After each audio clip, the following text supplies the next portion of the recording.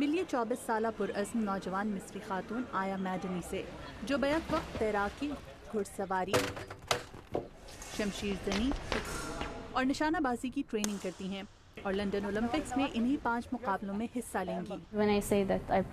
جب میں کسی کو بتاتی ہوں کہ میں بیک وقت 5 مقابلوں میں حصہ لینے کی تیاری کر رہی ہوں تو لوگ حیران ہو کر پوچھتے ہیں تم یہ کیسے کرو گی؟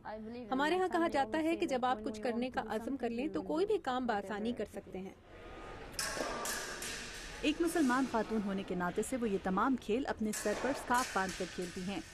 مصر کی تاریخی تصاویر سے واضح ہوتا ہے کہ قدیم زمانے میں بھی مصر کے لوگ مختلف کھیلوں کے شوقین تھے، لیکن جدید مصر اولمپکس کے حوالے سے اپنی یہ قدیم روایت برقرار نہ رکھ سکا۔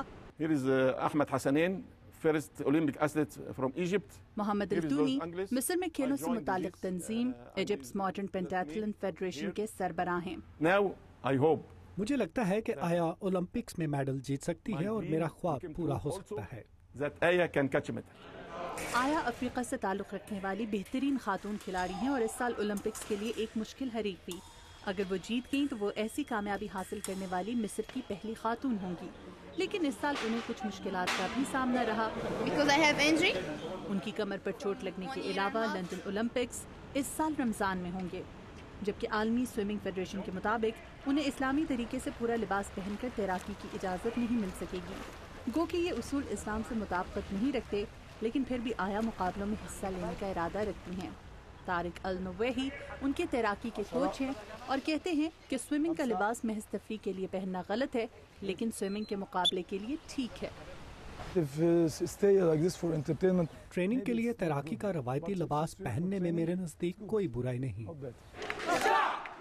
لیکن سب سے بڑی دشواری پچھلے 1.5 سال میں مصر کے حالات کی وجہ سے رہی۔